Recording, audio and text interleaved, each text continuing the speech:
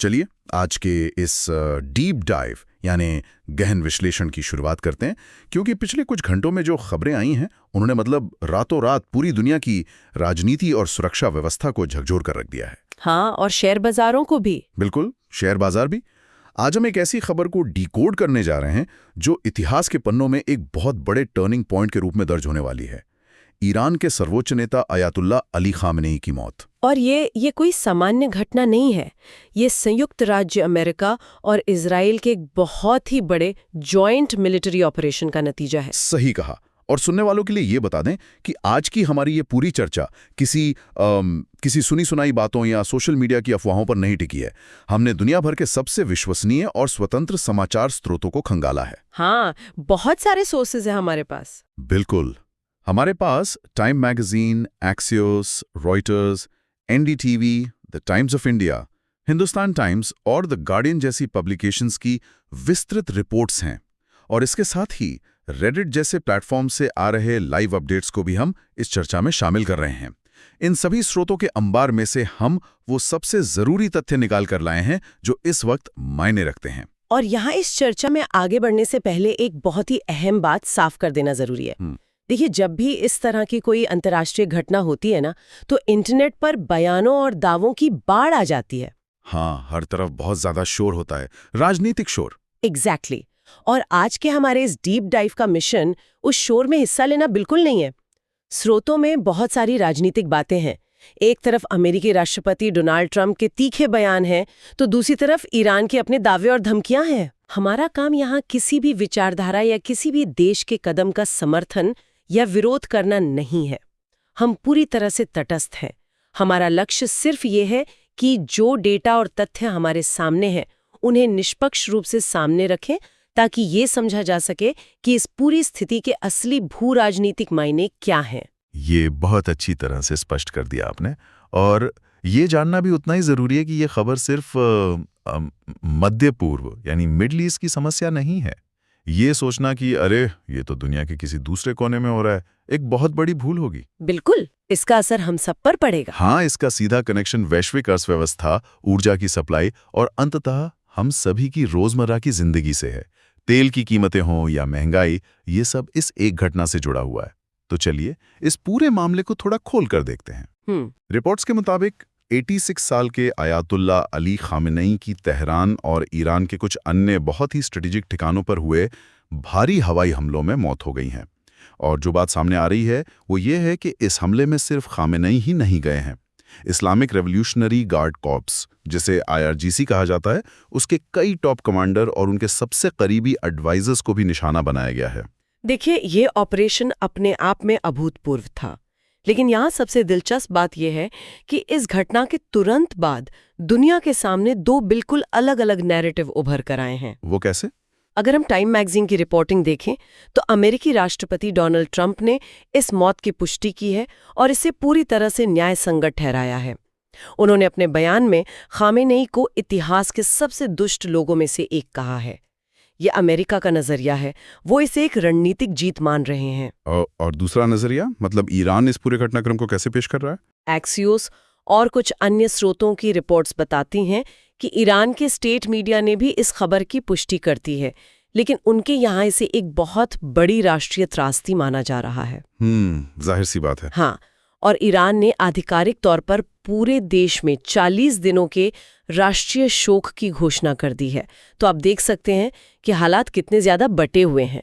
लेकिन अगर हम विश्लेषणात्मक नजरिए से देखें तो यह केवल हथियारों के गोदामों पर होने वाली आम बमबारी नहीं थी। नहीं, बिल्कुल नहीं। शांति काल के तनावों के बीच किसी संप्रभु देश के सर्वोच्च नेता को सीधे तौर पर निशाना बनाना एक अत्यंत दुर्लभ रणनीति है। इसे डीकैपिटेशन स्ट्राइक कहा जाता है, मतलब सीधे शीर्ष नेतृत्व को खत्म कर देना ताकि पूरा सिस्टम ही पंगु हो जाए। डीकैपिटेशन स्ट्राइक, ये शब्द ही स्थिति की गंभीरता बता रहा है। इस बात को थोड़ा और गहराई से समझने के लिए अगर एक उदाहरण लिया जाए। बताइए। जैसे किसी बहुत बड़ी कंपनी की कल्पना करें। एक ऐसा CEO जो पिछले 36 सालों से उस कंपनी के हर छोटे बड़े फैसले ले रहा है। कंपनी का हर निवेश, हर नई योजना उसी एक व्यक्ति के इशारे पर होती है। 36 साल, ये एक बहुत लंबा अरसा होता है। बहुत लंबा। इसका मतलब है कि वहां काम करने वाले ज्यादातर लोगों ने उस कुर्सी पर किसी और को देखा ही नहीं है। आयतुल्लाह अली खामनेई की स्थिति ईरान में बिल्कुल वैसी ही थी, है ना? ये बहुत ही सटीक उदाहरण है।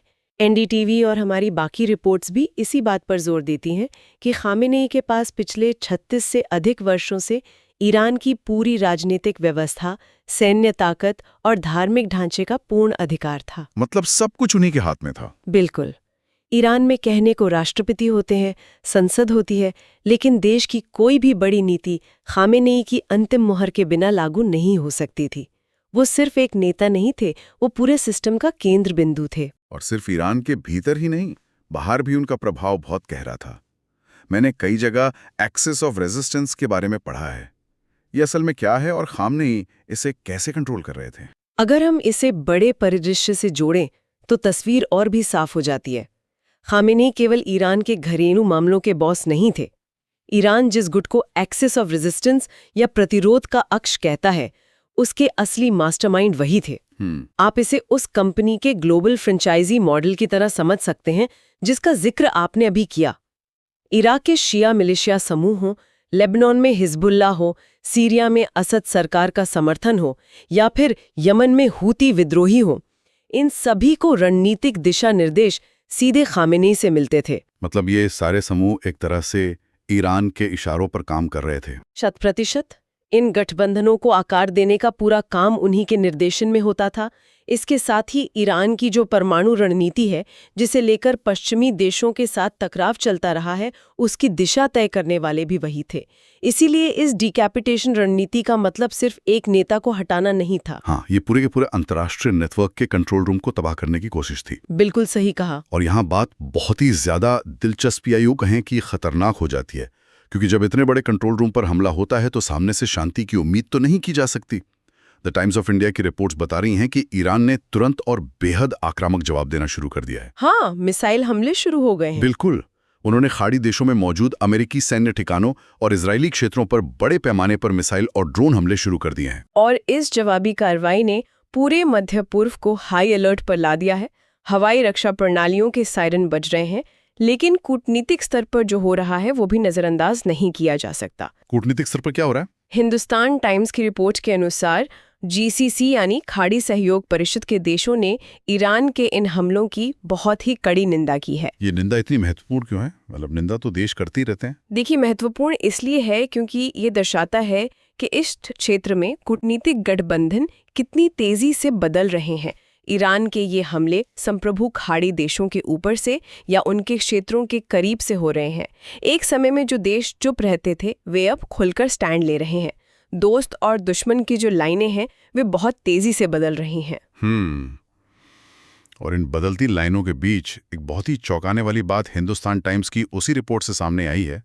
इस घटना का असर केवल मिडल ईस्ट तक सिमट कर नहीं रह गया है। बिल्कुल नहीं, दुनिया भर में इसका असर है। हाँ, आयतुल्लाह खामनेई का प्रभाव शिया बहुल क्षेत्रों और प्रवासी समुदायों में कितना गहरा था, ये इससे साबित होता है कि उनकी मौत की खबर आते ही कई देशों में भारी विरोध प्रदर्शन भड़क उठे। इराक में लोग सड़कों पर हैं, यहाँ तक कि भारत के कुछ हिस्सों में भी प्रदर्शन हुए हैं। और पाकिस्तान वाला अपडेट तो बहुत ही गंभीर है। हाँ, वही मैं कहने वाला था। रिपोर्ट में जो सबसे ज्यादा चिंताजनक बात है वो पाकिस्तान से है। कराची में इन विरोध प्रदर्शनों ने इतना उग्र रूप ले लिया कि वहां 9 लोगों की जान चली गई है।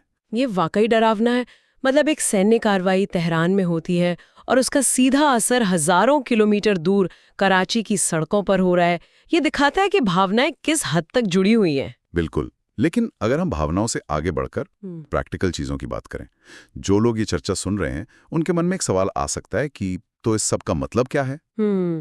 इससे हमें क्या फर्क पड़ेगा? हाँ, पाकिस्तान में प्रदर्शन या ईरान में मिसाइल हमले का हमारी रोजमर्रा की जिंदगी से क्या लेना देना है? इसका जवाब वैश्विक अर्थव्यवस्था में छिपा है और ये सीधा हम सबकी जेब से जुड़ा है। मैंने रेडिट के कुछ जियोपॉलिटिकल फोरम्स पर देखा कि लोग एक खास जगह को लेकर बहुत घबराए हुए हैं। हॉर्मूज जल डमरू मध्य यानी स्ट्रेट ऑफ हॉर्मूज।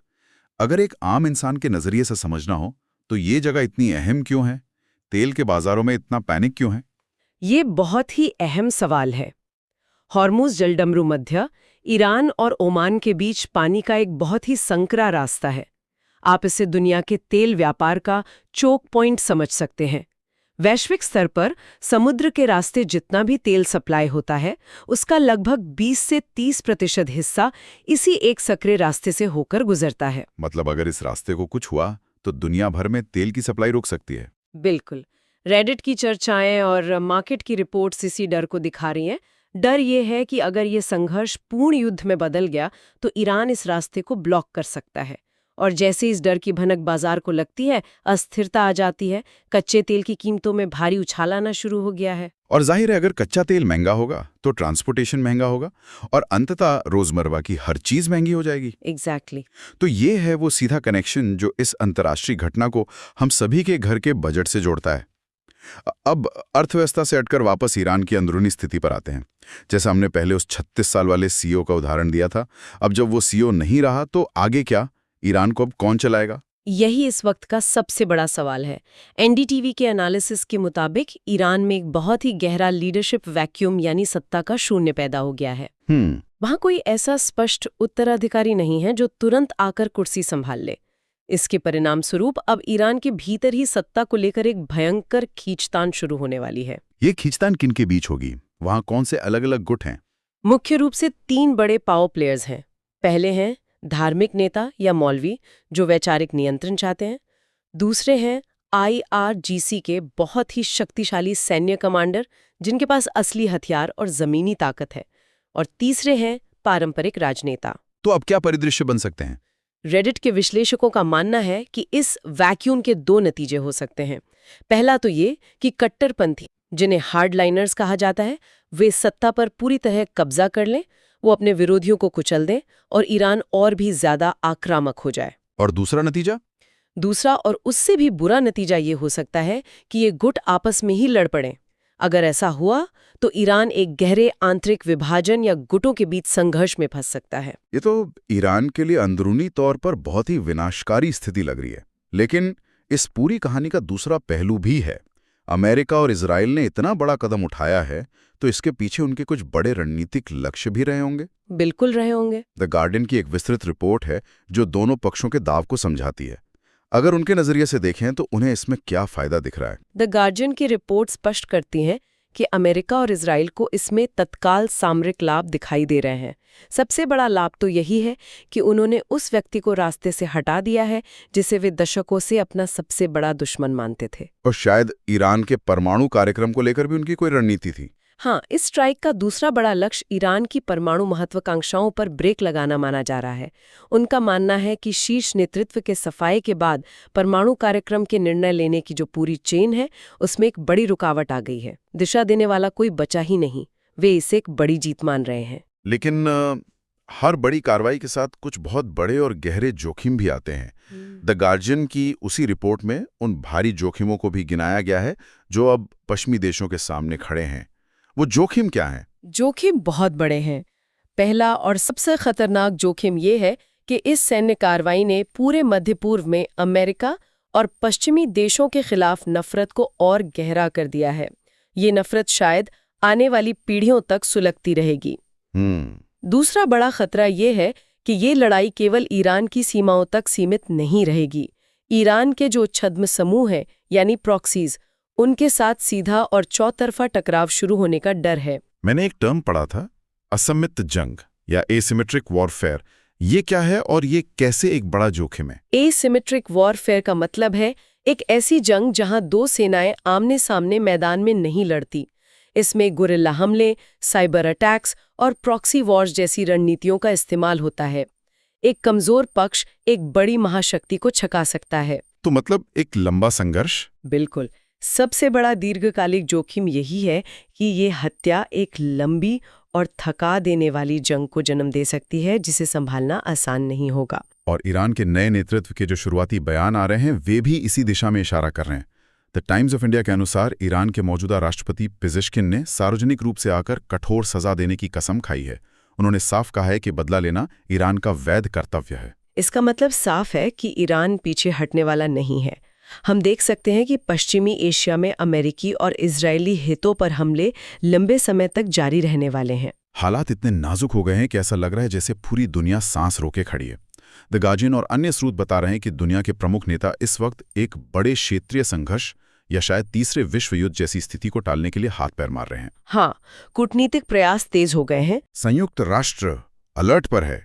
चीन, रूस, यूरोपीय संघ और यहां तक कि भारत जैसी वैश्विक शक्तियां तत्काल कूटनीतिक प्रयास कर रही हैं। क्योंकि हर कोई यही सुनिश्चित करना चाहता है कि ये आग और न फैले, व्यापारिक मार्ग सुरक्षित रहें और किसी भी तरह बातचीत के जरिए इस भयंकर तनाव को शांत किया जा सके। तो अगर हम इस पूरी चर्चा को समेटें तो जो तस्वीर उभर कर आती है वो ये है कि ये सिर्फ एक हत्या नहीं है, ये दुनिया के लिए एक बहुत बड़ा भू राजनीतिक मोड़ है, एक जियोपॉलिटिकल टर्निंग पॉइंट। बिल्कुल।